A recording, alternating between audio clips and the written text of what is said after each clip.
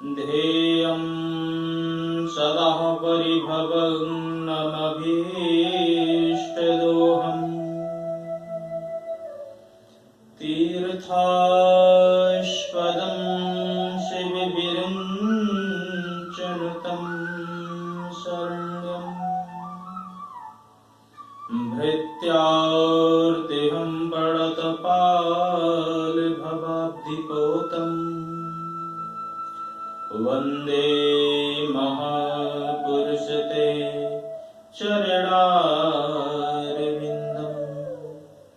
वंशे विभूषितकरानवनीरदाभाम् पीताम्बरः दरुडबिम्बफलाधरोष्ठाम् पूर्णेन्दुसुन्दरिमुखादरविन्दनेत्रा कृष्णात् परं किमपि तत्त्वमहं न जाने नारायणं नमस्कृत्यं नरं चैव नरोत्तमं देवीं सरस्वतीं व्यासं ततो जयमुदीरयेत् भक्ति भक्ति भगवन्ते गुरु चतुर्नाम बपुएक इनके पग बंधन किए सुनाशत विघ्न अनेक ठाकुर हमें न भूलियो चाहे लाख लोग मिल जाएं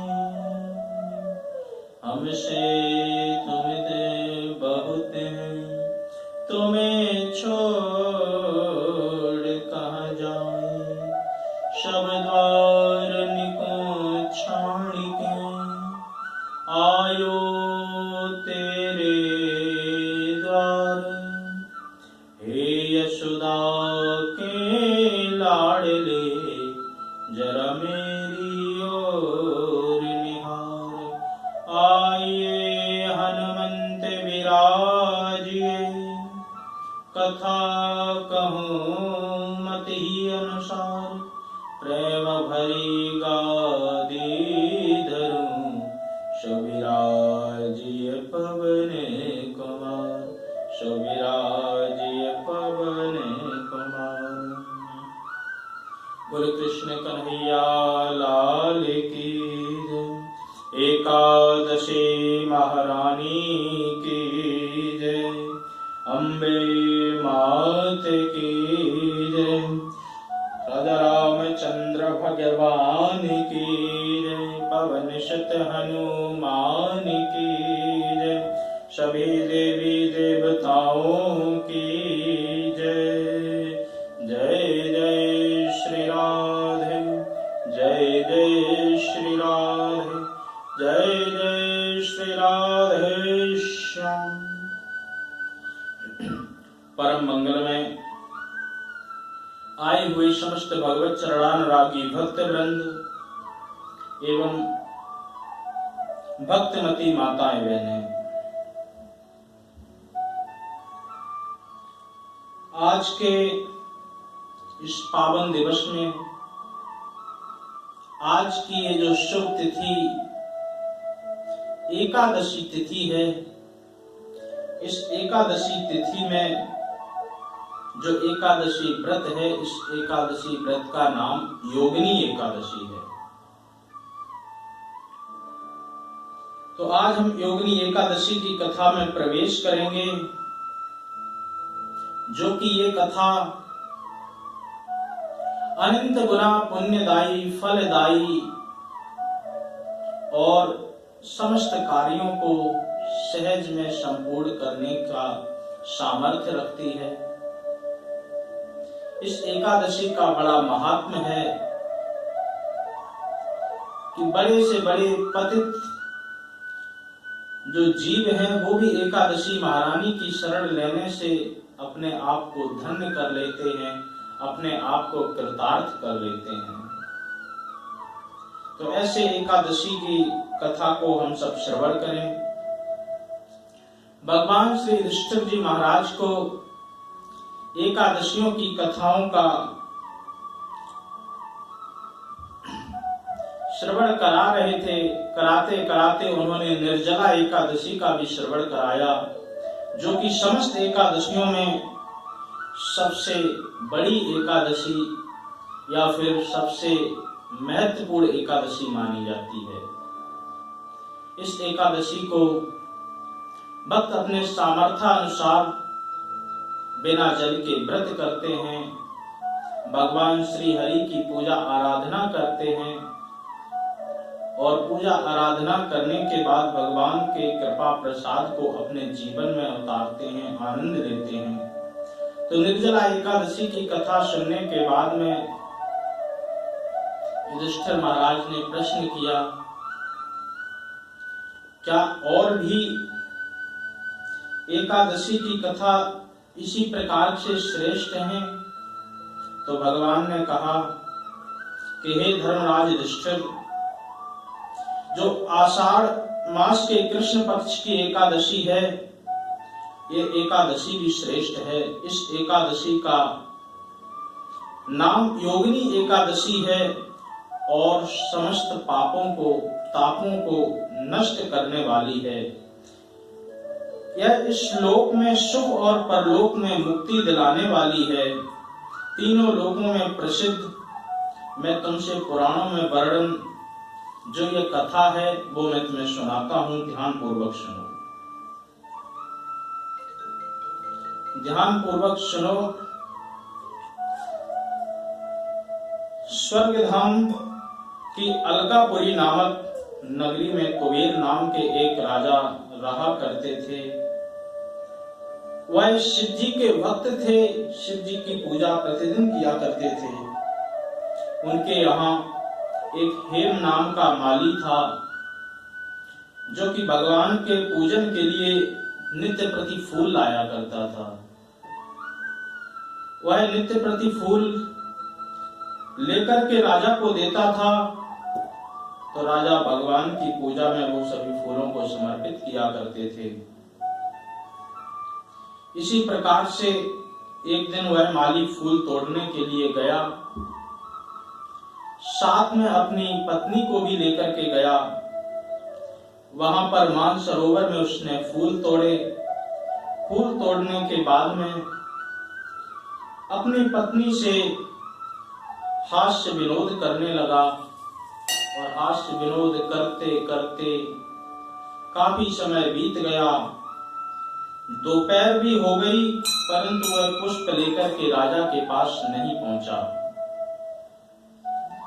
राजा उसकी राह देखता रहा।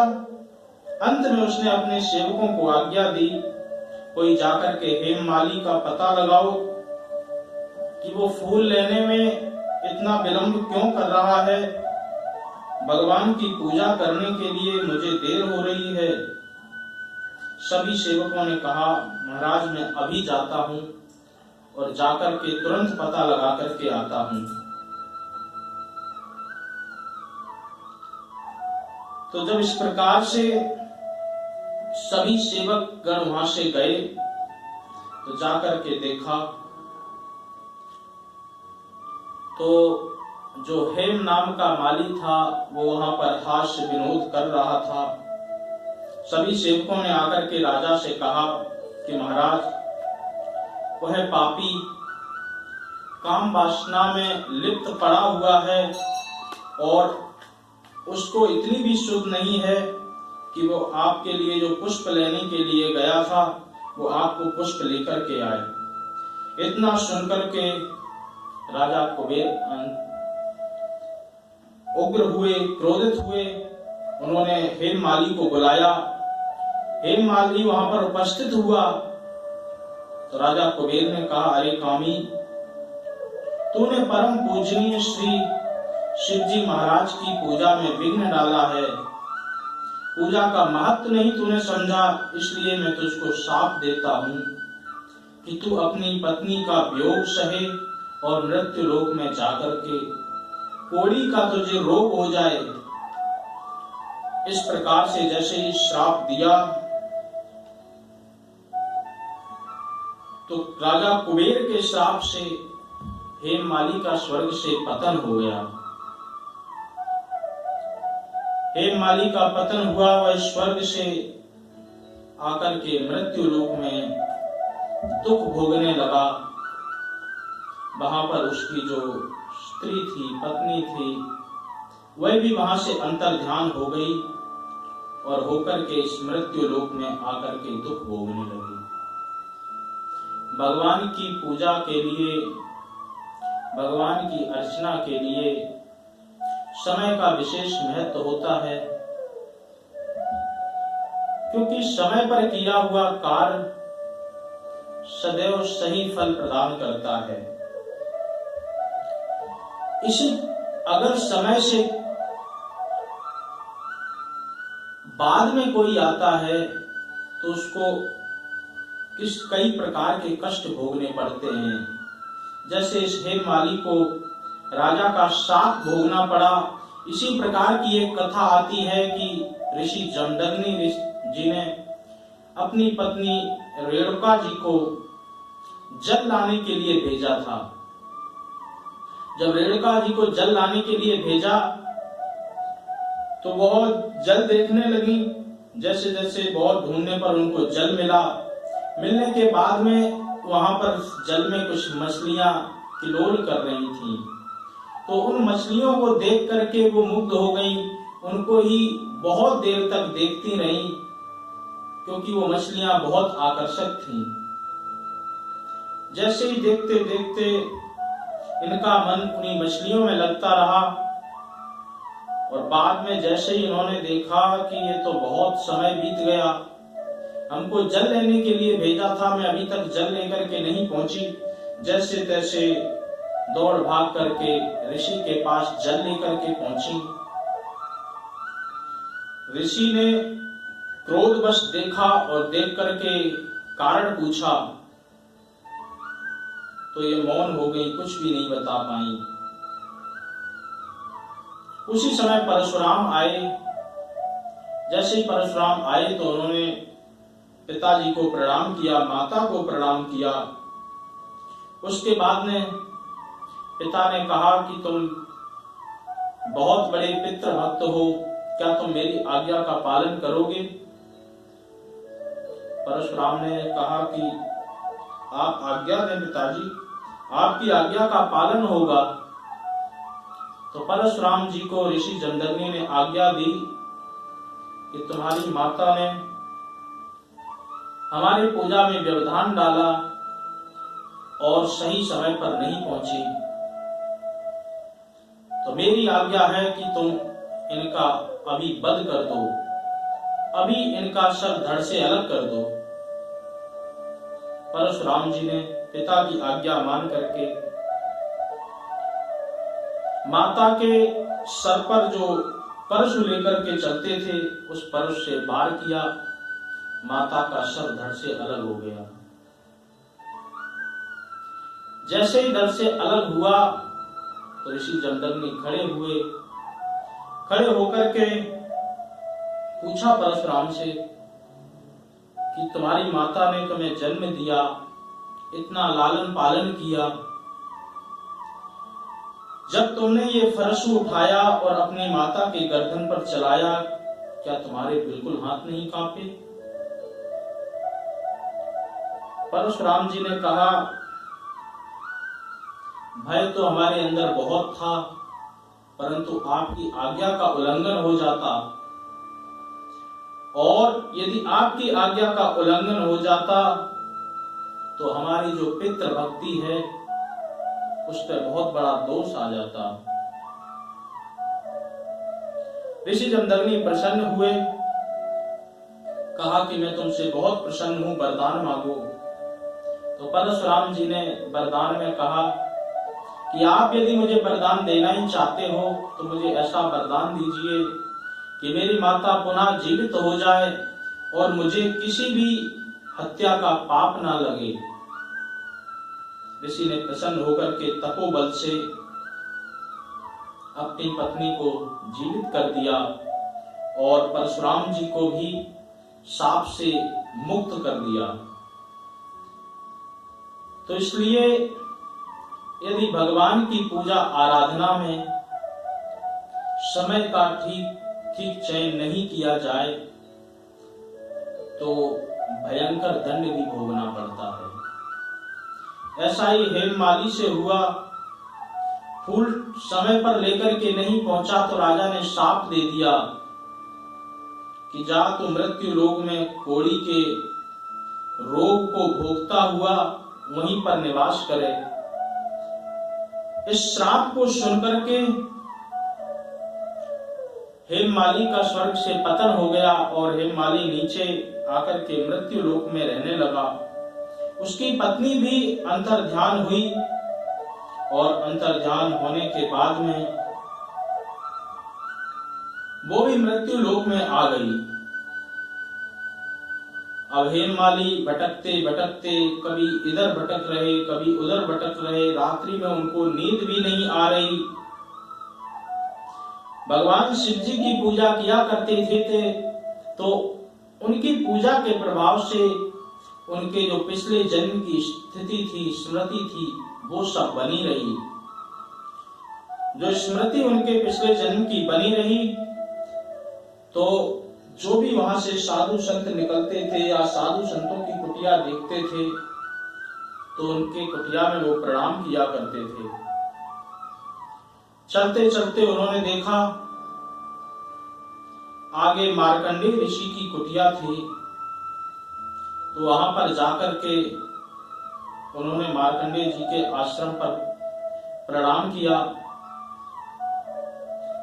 आश्रम में ब्रह्म सभा चल रही थी, बहुत बड़ा आश्रम था।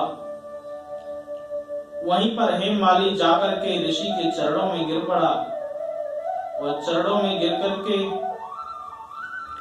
उनसे अपने मुक्ति का उपाय पूछने लगा। सबसे पहले मार्कंडेय जी ने पूछा कि तुम्हारी ये हालत किस प्रकार से हुई है।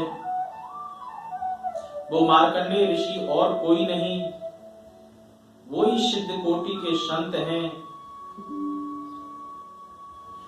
जो कि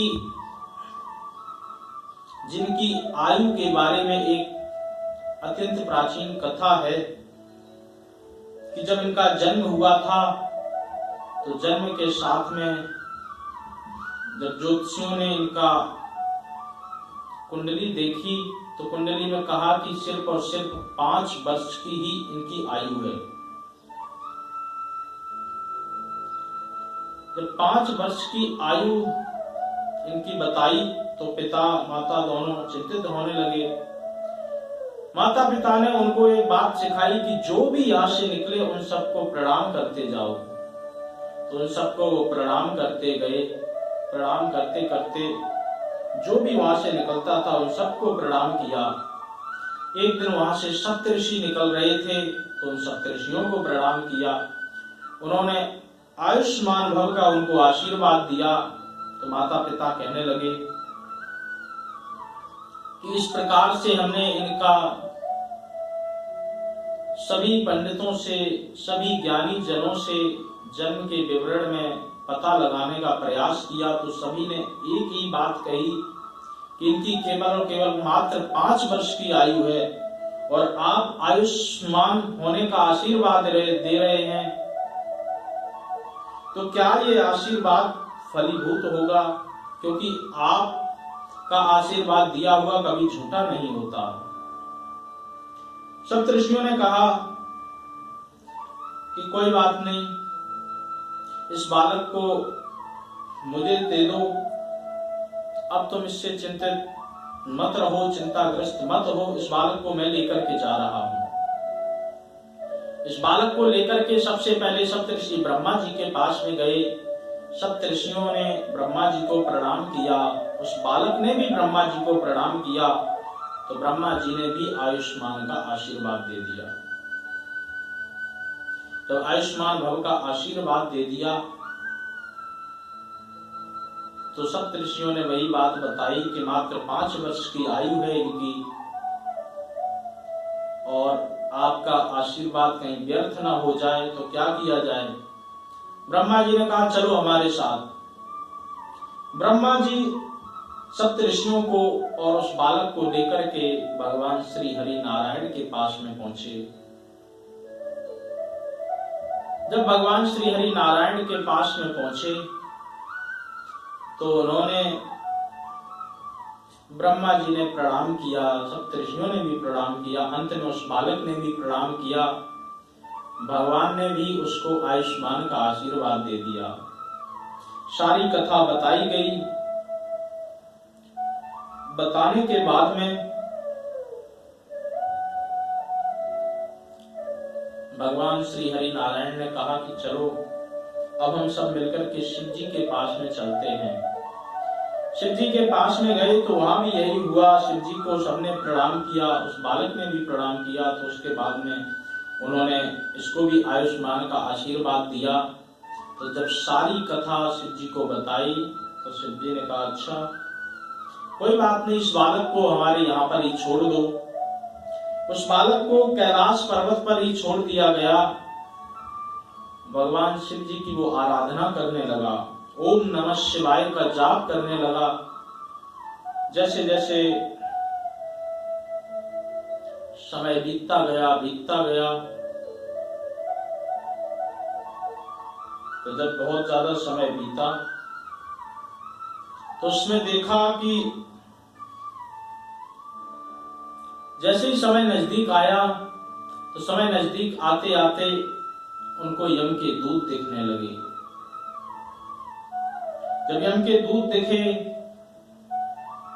तो वह बालक डरने लगा। जब बालक डरने लगा तो उसने शिवलिंगम को ही पकड़ लिया, जोर से पकड़ लिया और भगवान शिव जी की आराधना करने लगा। दूत लौट गए। लौट करके यमराज को सारी बात बताई तो यमराज जी स्वयं आए। आकर के जैसे ही समय पूरा हुआ तो उसको अपने यम फांस में बांधा। तो यम फांस में बांधते बांधते जो भगवान शंकर जी की मूर्ति रूप जो शिवलिंगम थी वो भी इनके पास में बंध गई। और जैसे ही खींचने का दुराग्रह किया तो भगवान शंकर जी भी अपने स्थान से हिलने लगे। और शंकर जी जैसे ही हिलने लगे तो शंकर जी को क्रोध आया और आकर के प्रकट होकर के कहा कि हे सूर्य पुत्र यम, ये बालक मेरी भक्ति में लीन है और तुम्हारा ऐसा दुस्साहस कैसे हुआ? मत भूलो कि तुम काल हो तो मैं महाकाल हूं। कालम महाकाल कालम करालम। यमराज ने कहा कि क्षमा करें प्रभु, परंतु विधि का यही विधान है कि इस बालक की आयु पूरी हो रही है तो इस बालक को हमें लेकर के जाना होगा। तो कहा शिव जी ने क्या विधान है? कहा कि इसकी मात्र अल्प आयु है। तो इसकी आयु पूरी हुई तो ब्रह्मा जी के हिसाब से जो इसकी आयु लिखी गई है, अन्य कई ग्रंथों में केवल और केवल इनकी आयु के बारे में थोड़ा सा विधान मिलता है, परंतु 5 वर्ष की आयु अगर है तो शिव जी ने कहा कि जब इंद्र के 100 वर्ष होते हैं तो ब्रह्मा का 1 दिन होता है। जब ब्रह्मा जी के 100 वर्ष होते हैं तो विष्णु जी का 1 दिन होता है। और जब विष्णु जी के 100 वर्ष होते हैं तब हमारा 1 दिन होता है। तो अभी ये कैलाश पर्वत पर है तो ये नियम इस बालक के साथ में लगेगा। तो इसलिए अब इसी नियम के हिसाब से देख लो कि इसकी मृत्यु कब होगी। यमराज सुनकर के घबरा गए और क्षमा मांग करके वापस आए। तो यही मार्कंडेय जी हैं जो कि भगवान शिव जी की कृपा से अमृत को प्राप्त हुए। जो सप्त ऋषि हैं उनमें ये 8वें नंबर पर मार्कंडेय जी आते हैं। तो अश्वत्थामा बलिर्व्यासो हनुमानश्च विभीषणः कृपा परशुरामस्य सप्तैते तरन जीवना अष्टम मार्कंडेय। तो ये 7 चिरंजीवी हैं, इन्हीं के साथ में मार्कंडेय जी का भी अष्टम रूप में नाम जुड़ जाता है। तो ऐसे मार्कंडेय जी ने भगवान की आराधना की, दुर्गा सप्तशती की भी रचना मार्कंडेय जी के द्वारा ही हुई है। ऐसे मार्कंडेय जी को प्रणाम किया और प्रणाम करके अपनी सारी व्यथा बताई कि इस प्रकार से हम राजा के यहाँ पर माली का कार्य किया करते थे।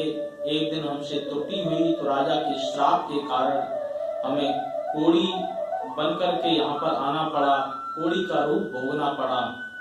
अब आप मुझ पर कृपा करें। तो मार्कंडेय जी ने कहा कि अपराध तो तुमसे हुआ है, भगवान की पूजा के लिए फूल लेने के लिए गए थे तो तुम्हें समय का ध्यान रखना चाहिए था। अब जो हो चुका सो हो चुका। अब यदि तुम अपने इस कोढ़ी रूप से छुटकारा पाना चाहते हो तो ध्यान से सुनो। तुम्हारे उद्धार के लिए जो आषाढ़ मास के कृष्ण पक्ष की योगिनी एकादशी है, इस एकादशी का यदि विधि पूर्वक तुम व्रत करोगे तो तुम्हारे सारे पाप नष्ट हो जाएंगे। यह सुनकर के हे माली अत्यंत प्रसन्न हुआ, मार्कंडेय जी को साष्टांग प्रणाम किया और प्रणाम करके मुनि ने उसको अत्यंत स्नेह से उठाया, कहा कि जाओ योगिनी एकादशी का व्रत करो, भगवान की कृपा से तुम्हारे सारे कार्य सफल होंगे। ऋषि की आज्ञा मान करके हेममाली ने योगिनी एकादशी का व्रत किया। इन व्रत के प्रभाव से वह अपने पुराने स्वरूप को पा गया और पाकर के जैसे ही स्वर्ग लोक में पहुंचा तो वहां उसकी पत्नी भी उसको मिल गई। और स्वर्ग लोक में जब राजा कुबेर ने देखा तो आश्चर्यचकित हो गया, कहने लगा कि तू तो कोढ़ी का रूप भोग रहा था, मेरे श्राप के कारण ऐसा कैसे हुआ? तो उसने कहा कि हमें मार्कंडेय ऋषि जी की कृपा प्राप्त हुई, उन्होंने मुझे विधि बताई और उनकी बात मान करके हमने ये योगिनी एकादशी का व्रत किया। इस व्रत के प्रभाव से आज हम आपके सामने उपस्थित हैं। राजा सुन करके हैरान हुआ कि योगिनी एकादशी का इतना बड़ा महात्म। राजा ने सत सत मार्कंडेय जी को भी प्रणाम किया, एकादशी महारानी को भी प्रणाम किया।